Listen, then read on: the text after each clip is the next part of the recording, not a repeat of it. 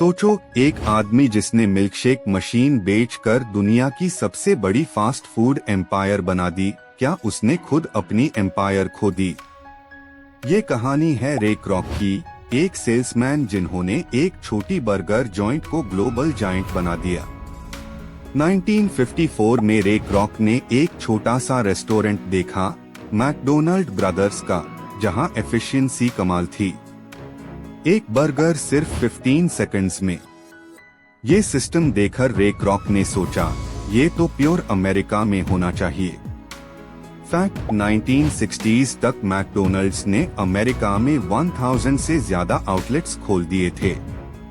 ये एक्सपांशन सबको हैरा कर गया। पर दोस्तों, असली कहानी तब शुरू होती है जब ग्रोथ के साथ ग्रीड भी आता है। रे क्रॉक ने ब्रदर्स से फ्रैंचाइज राइट्स लिए और उनका सिस्टम कॉपी करके पूरा बिजनेस एम्पायर खड़ा कर दिया। मैकडोनल्ड ब्रदर्स सिंपल लॉग दे, उन्हें सिर्फ एक परफेक्ट बर्गर बनाना था, लेकिन रे को चाहिए था एम्पायर। 1955 में रे ने मैकडोनल्ड्स कॉरपोरेशन का फॉर्मेशन अनाउंस किया और तब से कंट्रोल बदल गया। उन्होंने एक विजन रखा, स्पीड, क्वालिटी और यूनिफॉर्मिटी सब जगह सेम हो। फ्रैंचाइज मॉडल के थ्रू हर सिटी में एक मैकडोनल्ड्स और हर कस्टमर के लिए सेम टेस्ट। लेकिन प्रॉफिट शेयरिंग डिस्प्यूट्स बढ़ते गए और ट्रस्ट घाटा जा रहा था। रे क्रॉक ने एक बिजनेस मूव लिया जो सब कुछ बदल देगा। उन्होंने लैंड बाइंग कंपनी शुरू की।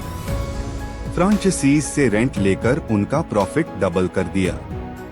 यहाँ से मैकडोनल्ड्स सिर्फ फूड बिजनेस नहीं, बल्कि रियल एस्टेट एम्पायर बन गया। रे क्रॉक का कहना था, मेन बर्गर्स नहीं बेचता, मेन लैंड बेचता हूँ। ये सोच उन्हें $1 बिलियन वैल्यूएशन तक ले गई। लेकिन मैकडोनल्ड ब्रदर्स, वो तो पीछे रह गए। उन्होंने एक डील साइन की, सिर्फ $2.7 मिलियन के एक्सचेंज में उनका लाइफ टाइम ड्रीम छोड़ दिया। और सबसे बड़ी बात, प्रॉमिस्ड रॉयल्टीज कभी मिली ही नहीं।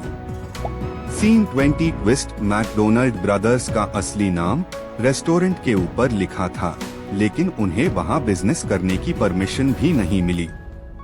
रे ने ट्रेडमार्क ले लिया और ओरिजिनल मैकडोनल्ड्स को लीगली क्लोज करवा दिया। सोचो, अपना ही नाम किसी और के बिजनेस में देखकर खुद उसे ना चला पाना। ये बिजनेस दुनिया का आयरॉनिकल ट्रूथ है। आइडिया फाउंडर्स के पास होता है, पार एम्पायर बिल्डर्स के पास कंट्रोल। रे क्रॉक ने aggressive marketing, Ronald McDonald mascot और हैप्पी मील्स लॉन्च करके ब्रांड को हाउस होल्ड बना दिया। 1980s में मैकडोनल्ड्स ने ग्लोबल लेवल पर एंट्री ली, यूरोप, एशिया और फिर इंडिया तक पहुंच गया।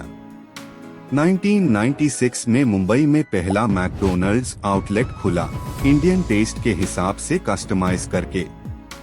आलू टिक्की बर्गर और no beef policy, cultural adaptation का कमाल एग्जाम्पल। पर 2000s में क्रिटिसिज्म भी आया, ओबेसिटी, अनहेल्थी फूड और कॉरपोरेट ग्रीड के एक्यूजेशन।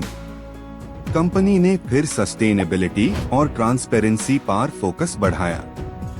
मककैफे, सलाड्स और डिजिटल कायोस्क्स नए जनरेशन के लिए नए एक्सपेरिमेंट्स। मगर दोस्तों, जब इकोनॉमी बदलती है तो इवन जायंट्स को भी अडेप्ट करना पड़ता है। कोविड-19 के दौरान मैकडोनल्ड्स ने डाइन इन से डिलीवरी मॉडल पे स्विच किया। टेक्नोलॉजी और मोबाइल ऑर्डरिंग ने बिजनेस को बचाया। 2022 तक मैकडोनल्ड्स 100 प्लस कंट्रीज में 38,000 आउटलेट्स के साथ एक कल्चरल सिंबल बन गया। लेकिन आज भी एक क्वेश्चन बचा है, क्या मैकडोनल्ड ब्रदर्स को जस्टिस मिला? उनका नाम याद है, पर उनका रिवॉर्ड नहीं। पर यदि उनका सिस्टम हाई मैकडोनल्ड्स का फाउंडेशन था। रे क्रॉक बिलियनर बेन, लेकिन कहानी याद दिलाती है, विजन बिना एथिक्स कभी टिकता नहीं। मैकडोनल्ड्स ने मिस्टेक्स से सीखा और सस्टेनेबिलिटी को अपना मंत्रा बना लिया।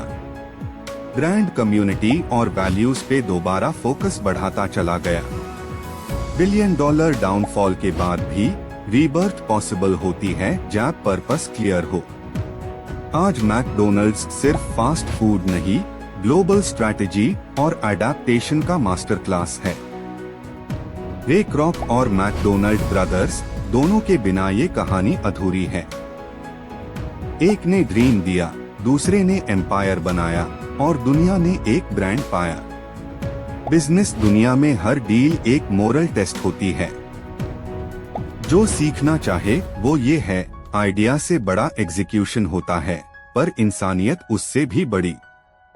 मैकडोनल्ड्स की कहानी हम सबब को ये सिखाती है कि लीडरशिप सिर्फ कंट्रोल नहीं, पार कंट्रीब्यूशन भी होती है।